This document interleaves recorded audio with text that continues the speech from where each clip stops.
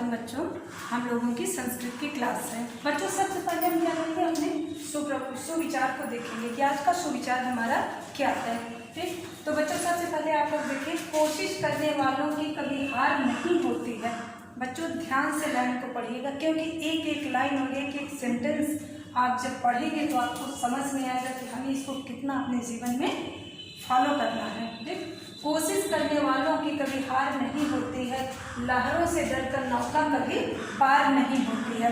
बच्चों अगर हम कोशिश अच्छी करेंगे तो हमारी कभी हार नहीं होगी, क्योंकि जो लोग हर समय अपनी कोशिश करते रहते हैं, अपनी कोशिश में उनके दम रहता है, वो लोग अपने मंजिल को, अपने लक्ष्य को अवश्य प्राप्त कर लेते हैं।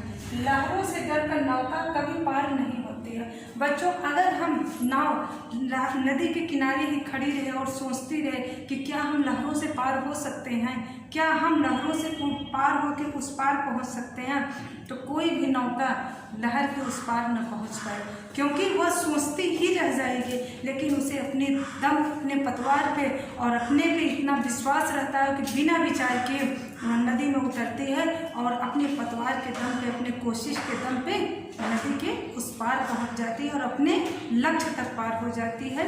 इसे हम अपने जीवन में उतारेंगे बच्चों कि अगर हम कोशिश करेंगे तो कोई भी चीज़ कठिन नहीं है, हम अवश्य उसे प्राप्त कर सकते हैं। बच्चों अब हम चलते हैं अपने चैप्टर की ओर। चतुर्था पाठ है नपुंसक लिंग शब्द।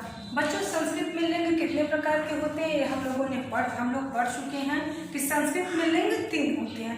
हिंदी में बच्चों लिंग कितने होते हैं? 2 लिंग होते हैं, इस पुल्लिंग और स्त्रीलिंग। लेकिन संस्कृत में लिंग कितने होते हैं बच्चों? 3 होते हैं, पुल्लिंग, स्त्रीलिंग और नपुंसक लिंग।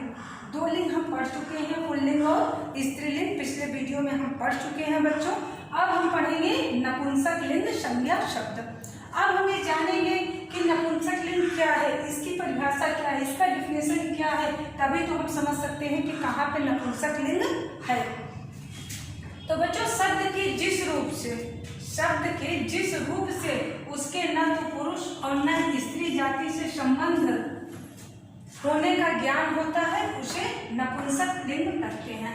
बच्चों जहाँ पे पुरुष जाति का बोध होता है वहाँ पे क्या होता है? पुल्लिंग होता है।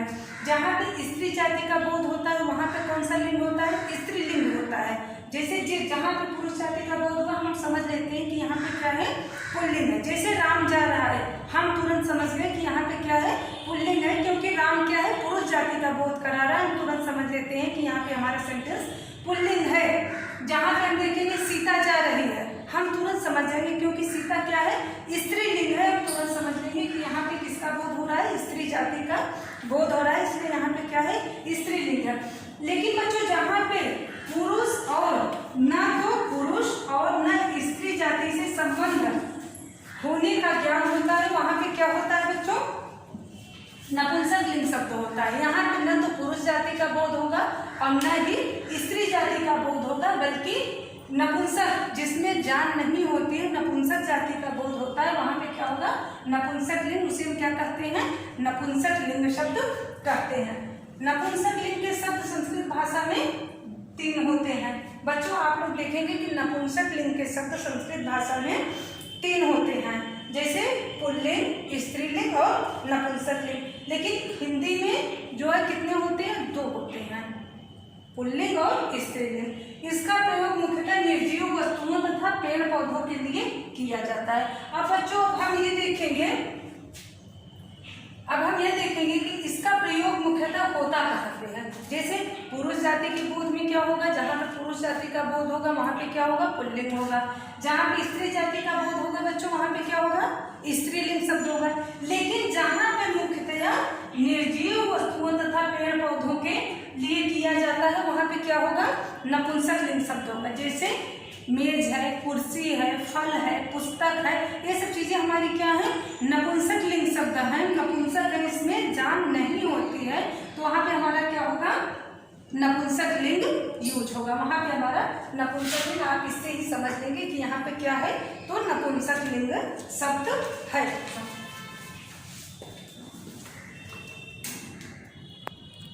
तो बच्चों अभी तक हम लोगों ने क्या पढ़ा कि नपुंसक लिंग की परिभाषा क्या होती है, किससे इसका बोध होता है कि यहाँ पे नपुंसक लिंग शब्द है। अब हम लोग बच्चों क्या पढ़ेंगे, शब्दार्थ, शब्द और अर्थ। आप लोग अपनी बुक में भी देखेंगे तो यहाँ पे 17 नंबर पेज पे आप लोगों का शब्दार्थ है, और यहाँ भी वीडियो में भी हम लोग पढ़ेंगे कि शब्दार्थ क्या है और कौन से हमारे संस्कृत शब्द हैं और क्या हमारे हिंदी शब्द हैं। तो बच्चों सबसे पहले क्या हम पढ़ेंगे, गृहम। गृहम हमारा क्या है बच्चों, संस्कृत शब्द है और उसकी हिंदी क्या होगी, घर। घर आप लोग जानते ही हैं कि घर हमारे लिए कितना जरूरी होता है, हमारा सबसे महत्वपूर्ण चीज़ है, क्योंकि घर में ही हम अपने आप को सुरक्षित समझते हैं। जैसे बहुत तेज धूप होती है, बहुत वर्षा होती है या कड़ाके की ठंड होती है, तो हम कहाँ पे सुरक्षित होते हैं, अपने घरों में। हम कहीं भी खेल रहे हैं, लेकिन जैसे ही हम देखेंगे तो हमें बारिश का अनुमान होगा या तेज धूप होगी, हम क्या करेंगे कि अपने घर पहुँच जाते हैं। घर पर हम क्या होंगे, सुरक्षित हो जाएंगे। जंगली जानवरों से, चोर लुटेरों से भी हमारे घर में क्या होता है कि हम सुरक्षित रहते हैं। घर में हम एकदम अपने आप को सुरक्षित महसूस करते हैं। सेकंड नंबर में बच्चों क्या है, चक्रम। चक्रम बेटा हमारा संस्कृत शब्द है, उसकी हिंदी क्या होगी बच्चों, पहिया होगी। पहिया भी आप लोगों ने देखा ही होगा, हर जगह कार में, बस में, हर जगह लगाई जाती है। और पहले के लोग तो लकड़ी के जब गाड़ी बनाते थे, लकड़ी के कोई भी सामान, बैलगाड़ियाँ बनते थे, तो उसमें भी क्या लगाए जाते थे, पहिए का प्रयोग किया जाता था। अब है क्या, पुस्तकम। पुस्तकम हमारे बच्चों संस्कृत शब्द है, उसकी हिंदी क्या होगी, पुस्तक होगी, जिससे कि हम लोग क्या करते हैं, पढ़ाई करते हैं। कंदुकम हमारा संस्कृत शब्द है बच्चों, उसकी हिंदी क्या होगी, गेंद होगी, जिससे आप लोग खेलते हैं। छोटे बच्चे मैच भी खेलते हैं, फुटबॉल भी खेलते हैं, तो गेंद है। उद्यानम। उद्यानम बच्चों हमारा संस्कृत शब्द है और उसकी हिंदी क्या होगी, बगीचा। बगीचा भी आप लोग देखा होगा, आप लोग घूमने जाते हैं बगीचे में, अनेक तरह के पेड़ वृक्ष लगे होते हैं, अनेक प्रकार के फूल रहते हैं।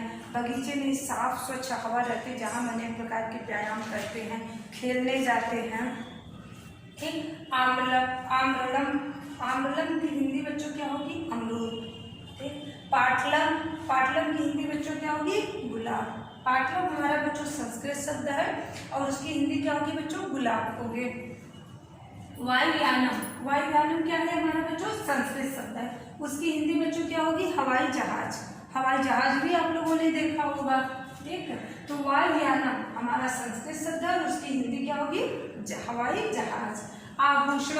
आभूषण हमारा संस्कृत शब्द है बच्चों और उसकी हिंदी होगी आभूषण, जो कि मम्मी लोग पहनती हैं। महिलाएं अपने आप को तैयार करने में आभूषण का प्रयोग सबसे ज्यादा करती हैं।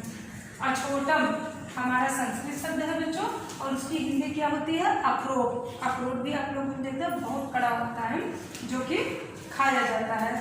सस्यम। सस्यम हमारा संस्कृत शब्द है बच्चों और उसकी हिंदी क्या होगी, फल, फसल।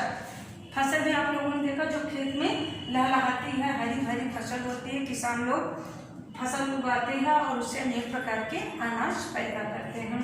करवस्त्रम हमारा संस्कृत शब्द है बच्चों और उसकी हिंदी क्या होगी, रुमाल। रुमाल भी आप लोगों ने देखा होगा, बच्चे स्कूल जाते हैं, कहीं घूमने टहलने जाते हैं तो अपने पास एक रुमाल रखते हैं। कहीं भी हम कुछ खाते हैं, पीते हैं तो उससे क्या करते हैं, अपने मुंह, फेस को और अपने हाथ को हैंड वॉश करने के बाद उससे सुखा लेते हैं। इदम। इदम का होगा यह नपुंसक लिंग शब्द है। यह इदम जो है किसके साथ, जैसे पुल्लिंग के साथ ऐसा, स्त्रीलिंग के साथ ऐसा, तो नपुंसक लिंग के साथ यह के लिए संस्कृत शब्द क्या प्रयोग किया जाता है, इदम। इदम की हिंदी क्या होगी, यह। एतद। एतद हमारा संस्कृत शब्द है और यह हिंदी शब्द, यहाँ इसकी हिंदी है। ये जहाँ पर नपुंसक लिंग का प्रयोग होता है वहीं पर इसको प्रयोग किया जाता है। किम का अर्थ होता है क्या। ठीक, यह भी नपुंसक लिंग के साथ ही लगाया जाता है, लिखा जाता है बच्चों। और आप लोग अपनी बुक में देखेंगे। ठीक, आम्रम। आम्रम की हिंदी बच्चों क्या होगी, आम। पत्रम, उसकी हिंदी क्या होगी बच्चों, पत्रम हमारा संस्कृत शब्द है, उसकी हिंदी होगी पत्ता। औशीरम हमारा संस्कृत शब्द है और उसकी हिंदी बच्चों क्या होगी, कुर्सी होगी। बच्चों ये आप लोगों का शब्दार्थ है, आप लोग एकदम साफ और स्पष्ट अपनी कॉपी में पेंसिल से लिखेंगे, एक तरफ शब्द एक तरफ अर्थ, और पूरी वर्ड मीनिंग आप लोग बच्चों लिख लेंगे। बच्चों अब हम लोग क्या पढ़ेंगे, नपुंसक लिंग शब्दों के वाक्य प्रयोग। अब हम देखेंगे कि नपुंसक लिंग शब्दों के वाक्य प्रयोग कैसे होते हैं और कहाँ पर होते हैं। तो सबसे पहले हम लोग क्या देखेंगे कि संस्कृत भाषा में नपुंसक लिंग शब्दों के लिए यह की संस्कृत क्या होगी बच्चों, इदम। मैंने पहले ही बच्चों बताया था, जब हम वर्ड मीनिंग पढ़ रहे थे वीडियो में, तभी हमने बताया था कि इदम शब्द की हिंदी क्या होगी, यह होगी। और एतत् की भी हिंदी क्या लिखी जाएगी, यह ही लिखी जाएगी। ठीक, तो उसके बाद अब हम लोग देखते हैं कि यह हमारा संस्कृत शब्द है और इसकी हिंदी क्या होती है। तो इदम किम अस्ति, ये बच्चों आप लोगों का क्या है, प्रश्न है। ठीक, कि इदम किम अस्ति, यह क्या है। आप लोग बच्चों अपनी किताब में देखेंगे तो चित्र बना हुआ है बच्चों, चित्र बना हुआ है। नीचे क्या प्रश्न आपसे किया जा रहा है कि इदम किम अस्ति, यह क्या है। आप लोग चित्र को देखेंगे, समझेंगे, उसके बाद आप लोग तुरंत समझ जाएंगे कि इदम यह क्या है, हवाई जहाज है। उसकी संस्कृत बच्चों क्या होगी, इदम वायुयानम अस्ति, यह हवाई जहाज है, इदम वायुयानम अस्ति। तो बच्चों आप लोगों से प्रश्न किया जा रहा है कि इदम किम अस्ति, यह क्या है। आप लोग चित्र को देखेंगे, तुरंत समझ जाएंगे कि हमसे प्रश्न में क्या पूछा जा रहा है। तो इदम वायुयानम अस्ति, यह हवाई जहाज है। इदम किम अस्ति, यह क्या है, इदम चक्रम अस्ति। आप लोग जब देखेंगे पहिया, आपके किताब में एक पहिए का चित्र बना हुआ है, तो आप तुरंत समझ जाएंगे और तुरंत उत्तर देंगे कि यह पहिया है। इदम किम अस्ति, यह क्या है, इदम आम्रम अस्ति, क्योंकि आपकी किताब में किसका चित्र बना हुआ है, तो बच्चों आम का चित्र बना हुआ है। तो आप लोग अपना जवाब क्या देंगे, इदम आम्रम अस्ति, यह आम है। एतत्, अब बच्चों अभी तक आपका क्या था, इदम था, लेकिन अब क्या लिखा है, एतत्। इसकी भी हिंदी बच्चों क्या होगी, यह ही होगी। एतत् किम अस्ति, यह क्या है, एतत् पत्रम अस्ति। आप देखेंगे तो आपकी किताब में किसका चित्र बना हुआ है बुक में, तो एक पत्ते का, एक हरे कलर के पत्ते का चित्र बना हुआ है। आप जैसे चित्र को देखेंगे तुरंत समझ जाएंगे कि यह पत्र है। ठीक, यह पत्ता है, तो एतत् पत्रम अस्ति। अब बच्चों आप लोग देखेंगे किसका चित्र बना हुआ है, एक घर का चित्र बना हुआ है। एतत् किम अस्ति, यह क्या है। आप लोग चित्र को देखेंगे और तुरंत समझ जाएंगे और अपना उत्तर देंगे कि एतत् गृहम् अस्ति, यह घर है। एतत् किम अस्ति, यह क्या है। आप लोग तुरंत चित्र को देखिए और समझ गए कि यह क्या है, कुर्सी है, जिसपे हम लोग क्या करते हैं, बैठते हैं। आप लोग तुरंत अपना उत्तर देंगे, एतत् औशीरम अस्ति। कुर्सी को संस्कृत में बच्चों क्या कहते हैं, औशीरम। तो एतत् औशीरम अस्ति, यह कुर्सी है। एतत् किम अस्ति, यह क्या है, एतत् पुष्पम अस्ति। आप लोग देख रहे हैं कि आपकी बुक में किसका चित्र बना हुआ है, एक सफेद कलर के फूल का चित्र बना हुआ है। एतत् पुष्पम अस्ति, यह फूल है। इदम किम अस्ति, अब आप लोग चित्र देख के ही समझ जाएंगे कि किसका चित्र है। तो इदम आभूषणम अस्ति, यह आभूषण है, क्योंकि कुछ आभूषण का चित्र बना हुआ है।